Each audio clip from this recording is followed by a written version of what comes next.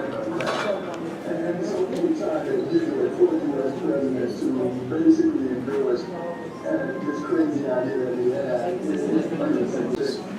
But I think it speaks volumes to our schools. Those schools go back to size the way they had a colored league and a Negro league. Negro Southern League. That's what it was. They even had American Negro League. Negro National League.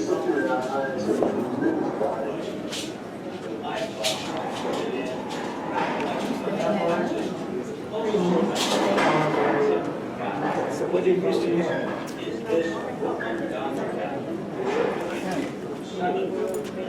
Did they have anything over there?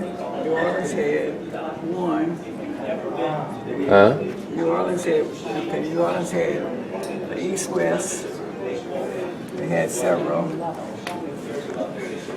And then back there, did you see anything else for Houston?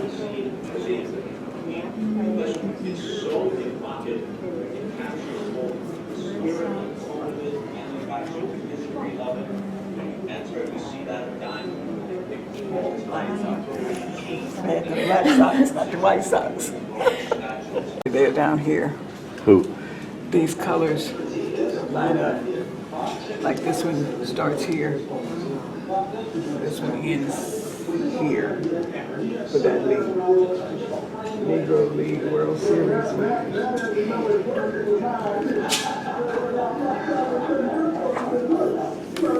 Little Rock had one. So strange. Oh, yeah, okay. 33. The Black Tyrants.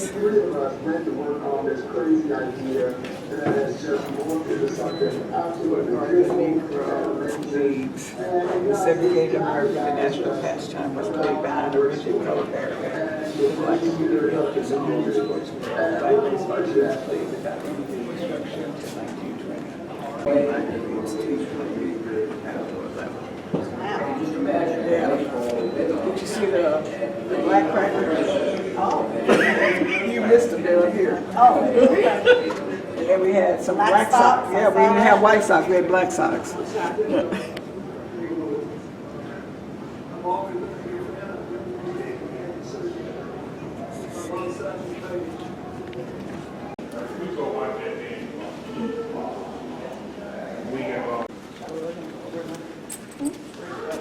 To the Jasmine? Oh,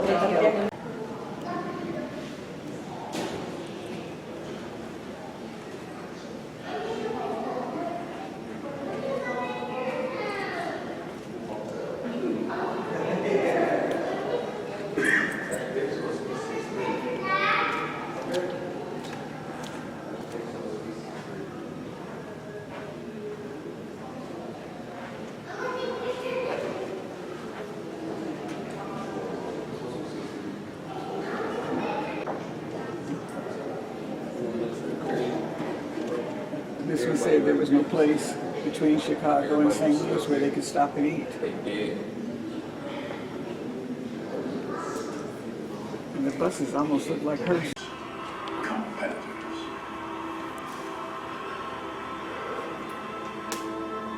Who's the fastest? Who hits the farthest? Who catches the best?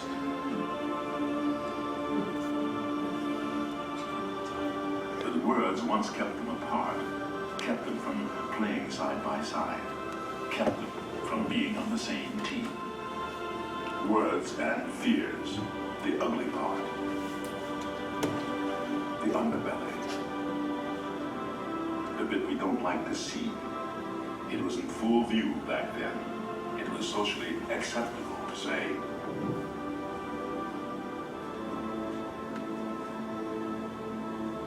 Cat Anson said that. He was a very influential player back in 1887. He wasn't the only person who thought it, but folks listened to him, and that seemed to seal it. Moses Fleetwood Walker was a fine black player, the first to join the major leagues, but his victory Through a gentleman's agreement, the teams stopped signing Negro ball players. The drought lasted 6 decades, and over that time, heroes were born and died in the Negro leagues. Players, owners, teams, they were all stars. This museum is full of stories. They'll make you proud, even wistful, and they'll make you wonder how our country ever lived like that. When African American ball players were shunned from the major leagues in the late 1800s, they started their own teams. Now, on the barnstorming circuit, outside the major leagues, they could play against white teams. It was soon obvious how good black players were at the great American game. In spite of all the sorrow it caused, segregation did inspire an institution that we were all proud of: Negro Leagues Baseball.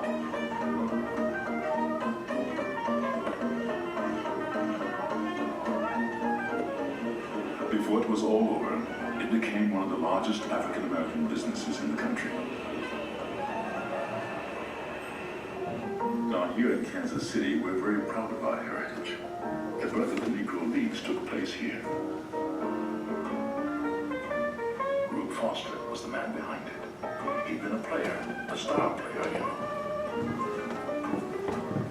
But his greatest contribution to the game was his understanding that it could only thrive, indeed survive, if it had some kind of formal structure. Other attempts at forming a league over the years had failed. Rube Foster had the winning formula. The organizational meeting took place right here in Kansas City, just a few blocks away. These are the teams that made up the Negro National League, the first enduring black league.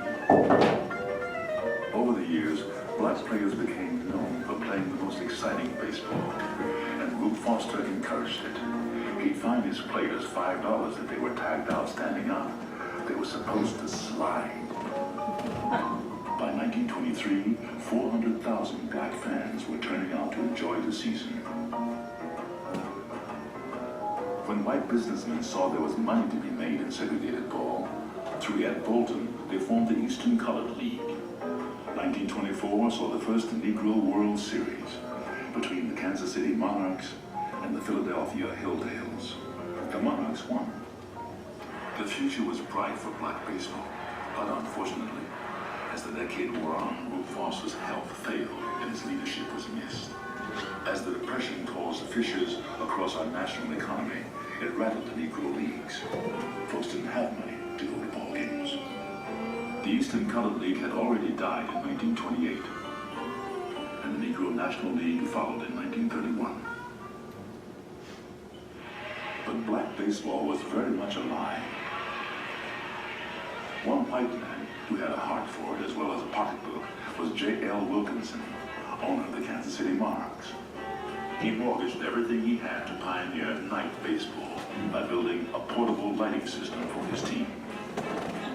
The Monarchs started night baseball with the 1930 season, 5 years before the major leagues discovered it. The results were fantastic. More people turned out for night baseball than even Sunday games. By 1933, a black gambler from Pittsburgh by the name of Gus Greenlee successfully revived the Negro Leagues. The climax of the season was the East-West All-Star Classic held in Chicago's Comiskey Park. It pitted the best of the East against the best of the West, and more than 20,000 fans attended. The East-West game was a tremendous showcase. It gave birth to the Negro League's finest heyday and stimulated financial growth from then to the mid-1940s. Gus Greenlee had some great times. In 1935, his team, the Pittsburgh Crawfords, had 5 of the league's finest stars on it: Satchel Paige, Josh Gibson, Cool Papa Bell, Oscar Charleston, and Judy Johnson. All were future Hall of Famers. Satchel Paige was the highest paid player in Negro League history because for over 2 decades he drew the biggest crowds. He baffled hitters with his famous B-ball and hesitation pitch. When he pulled into town with his Satchel Paige All-Stars, he guaranteed to strike out the first 9 batters and he usually did. Satchel was a natural showman, and at a time when Major League games would draw only 8,000 people, 46,000 showed up to watch Satchel in action. He went on to become the oldest rookie in Major League history and the first Negro Leagues player to be inducted in the Major Leagues Hall of Fame. Josh Gibson was the greatest hitter in the Negro Leagues. People would compare him to Babe Ruth, say he was better than Babe. Too bad he died so young, never saw the majors. But he and Buck Leonard teamed up batting back-to-back on the Homestead Grays to win the pennant 9 times in a row. Cool Papa Bell was so fast, his base running record still stands. They clocked him at 11 seconds. Satch used to say that Cool Papa Bell was so fast he could snap off the light, get into bed, and pull up the covers. But everyone went on alert with Cool Papa at bat.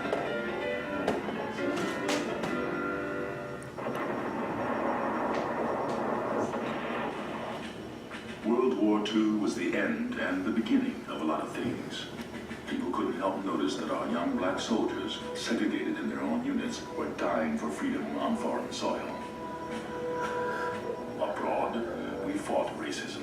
At home, we were asked to accept it. It took a white man to help it change. Branch Rickey, general manager of the Brooklyn Dodgers. As a young college coach, he watched a star player be shamed by the color of his skin when the team traveled. A hotel manager wouldn't register the young black catcher, and that experience etched Branch Rickey's soul. He was a religious man, though some would say the almighty dollar caused him to step out and recruit Jackie Robinson to be the first African-American in the major leagues. It was a big risk. Some teams even threatened not to play the Dodgers, but luckily, Branch Rickey had found himself an all-star. Jackie Robinson hit that ball. Yes, and that ain't all. He's all home. Yes, Jackie's still gone.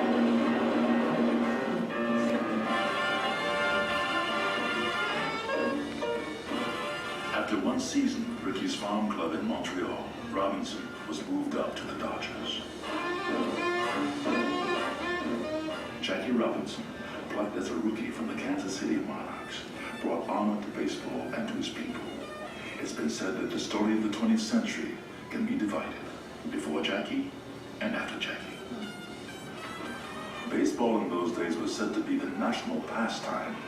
Finally, after Jackie, it truly was. We came together as one people to cheer, and that was good for the soul of America.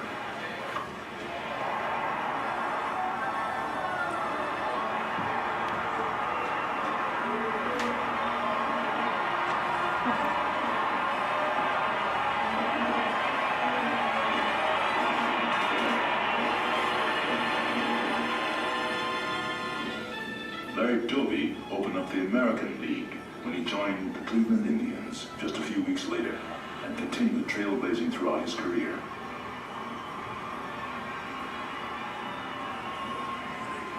By the next season, Satchel Paige had joined Larry at the Indians and Roy Campanella had joined Jackie at the Brooklyn Dodgers. With African-American stars and fans now at the Major League games, Negro Leagues baseball started to suffer. It took until 1959 to integrate every Major League team, but the quality of Negro Leagues baseball was, for the most part, minor league by 1950. Nevertheless, when Jackie Robinson first broke the color barrier, it was a dream come true for younger players. The Negro Leagues officially died in 1960. Black baseball players have continued to excel.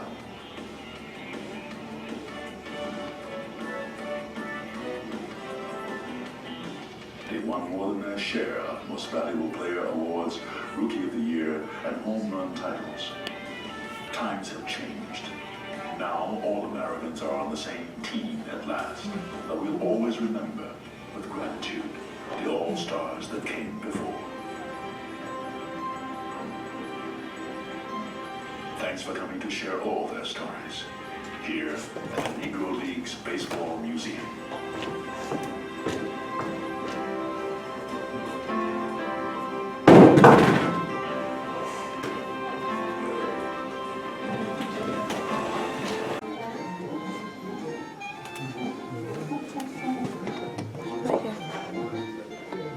Okay.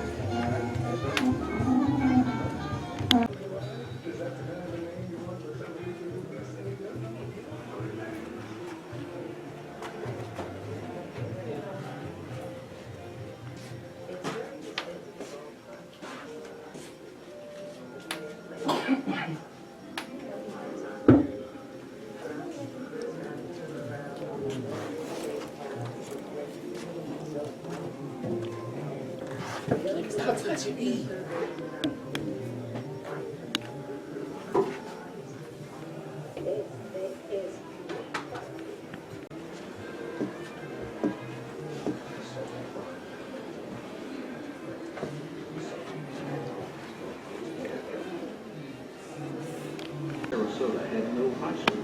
Instead, Buck worked on a celery farm following the 8th Grade. 3 years later, with the help of a friend, Buck attended Edward Waters College in Jacksonville on a baseball scholarship. Buck played 4 years under